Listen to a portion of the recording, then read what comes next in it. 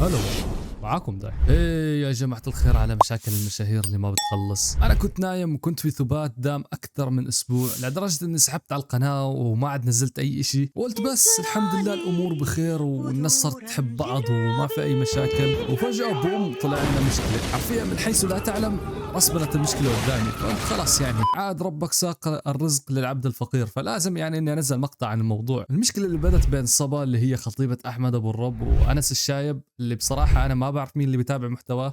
يعني لو حابين انزل ردة فعل او رياكشن على محتوى انس الشايب فاكتبوا لي في التعليقات، يعني ما عاد تكون اي مشاكل. وبعد هاي المشكلة يا جماعة الخير صارت تطلع شائعات عن طلاق احمد ابو الرب من صبا، وكل هاي المشاكل حرفيا من وراء الخطبة ومن وراء المقابلة الزفت اللي سواها انس مع صبا حرفيا يعني. المهم انه بمقطع اليوم ان شاء الله بنحكي عن كل شيء وبنشوف اخرتها مع دراما المشاهير هاي، يعني لو راح توصلنا. ولو بتلاحظوا هاي مو اول مقطع، لا هذا ثاني مقطع بصير من ورا نفس الاشي، واللي هو خطبة شخص مشهور، ومن ورا المعازيم المشاهير اللي اجوا على الخطبة. بس اكيد يعني قبل ما نبدا المقطع، هاي اجمل التعليقات من اخر مقطع مستحيل انساكم يعني. ولا نحط لايك واشترك في القناة، خلونا نوصل 100,000 مشترك خلال هاي السنة ان شاء الله. بنقدر لو كل شخص اشترك فيعني اكيد بنقدر، لانه حرفيا انا زعلان منكم وفي اكثر من 97% مو مشتركين اساسا بالقناه وبيتابعوا مقاطعي وبيجوا على قناتي بشكل دائم. فيا حبيبي بعرف انك نسيان، مشان هيك حط اشتراك يا اخي، اشترك خلونا نوصل لل100,000 مشترك. والان خلونا نبدا.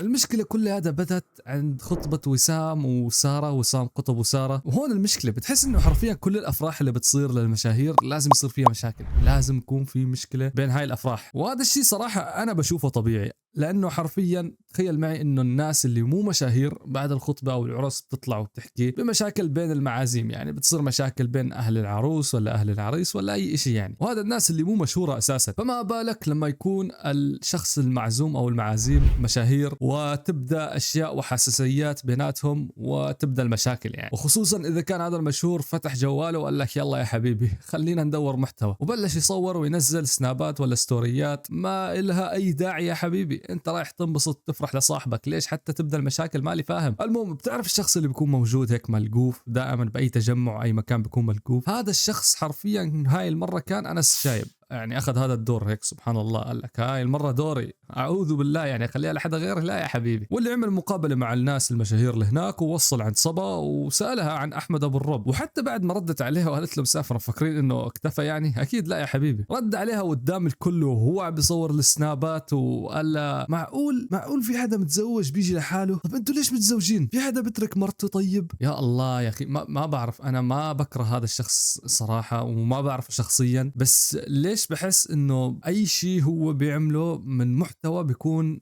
كرنج. ما بقدر اتخيل انه هو يساوي محتوى ما فيه كرنج حرفيا يعني، حتى بطريقه الكلام بكل شيء حرفيا. المهم خليكم مع المقطع عشان تفهموا الموضوع بالكامل وتفهموا الشيء اللي صار. لقيت صبا. هلا والله يا صبا، مبروك. صرتي بزنس مان، صار عندك بزنس وومن، صار عندك مطاعم. خلاص كم ناوي تفتحي فرع بدبي؟ لا. ليش؟ راح تفتحي افراع؟ يلا احنا منتظرينك، احنا فخورين فيكي، رفعتي راسنا. بس خلي الاكل دائما زاكي، حافظي على الجوده. تمام؟ انا راح اجي على الاردن مقابله انترفيو. لا يا صباح، راح اجي على الاردن اجرب اكلك. طيب راح اقيم بصراحه. اوكي ماشي. بعدين وين احمد؟ مسافر. يا اخوان جاي لحالها. طب عادي. طب ليش تجوزت وده جاي لحالك؟ في حدا بتجوز وبترك مرته؟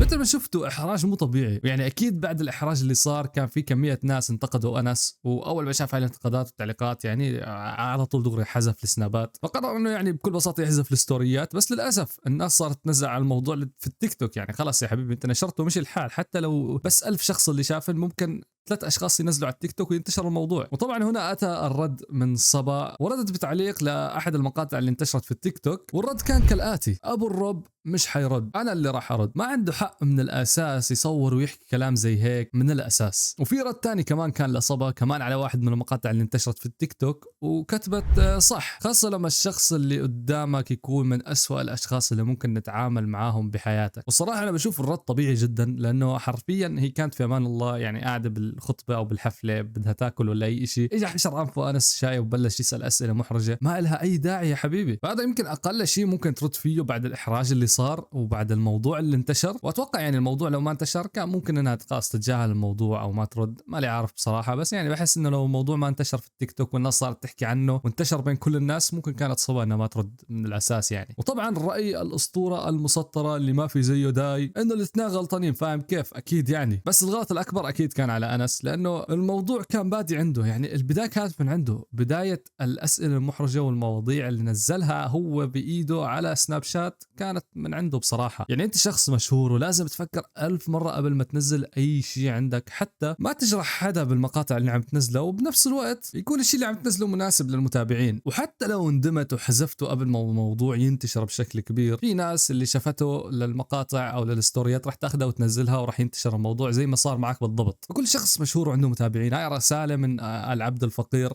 يا اخي فكر قبل ما تنزل اي شيء، فكر 3 مرات، بس 3 مرات قبل ما تنزل اي شيء عندك. بعدين انا ماني فاهم، انت رايح على الخطبه حتى تنبسط وتفرح لرفيقك، ولا رايح حتى تدور مقابلات وتجيب محتوى من المشاهير الموجودين هناك؟ مالي فاهم يعني. اما الغلط الوحيد اللي انا بشوف صبا سوته واللي هو انه ما رفضت من الاساس. من اول ما اجى لعندها كان لازم ترفض وتقول له نزل الكاميرا يا حبيبي انا ما بدي اصور وبس خلاص. وخصوصا انه هي بتعرف شخصيته ومبين من اول ما اجى لعندها ما كانت مرتاحه، يعني حتى قالت له يا حبيبي تركني اكل براحتي حل عني، بس كان لازم ترفض بشكل قاطع. خلاص نزل الكاميرا ولا تسجل والله معك يا حبيبي. وهذا حقها الطبيعي صراحه. انا بشوف انا لو كنت في مكان عام وكنت قاعد مثلا بحفله او باي مكان واجاني شخص مشهور حابب انه يصور معي مقطع، بقول له يا حبيبي انا هلا حاليا موجود بحفله حابب انبسط واروق، بدك نصور مقطع تواصل معي بعدين ان شاء الله بنسجله، الله معك هلا. بصراحه انا بشوف انه غلطها انها كان لازم ترفض التصوير بشكل قاطع. بس والله يعني هذا هو رايي بالموضوع. ما لي عارف لو احمد ابو الرب حيرد ولا لا، مع اني ما اتوقع يرد بما انه صبا ردت وخلاص يعني. بس اكيد يعني اكتب لي انت رايك في التعليقات،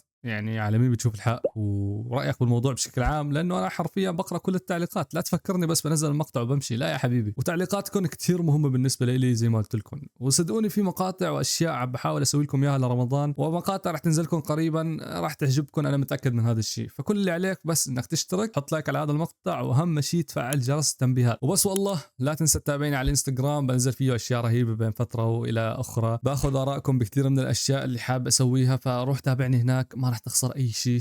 خلونا نوصل 1000 متابع على الانستغرام. وبس والله كان معكم الأسطورة داي وبيس. يسقي وفينا نفس هزيم الرعي بدمي ألقي.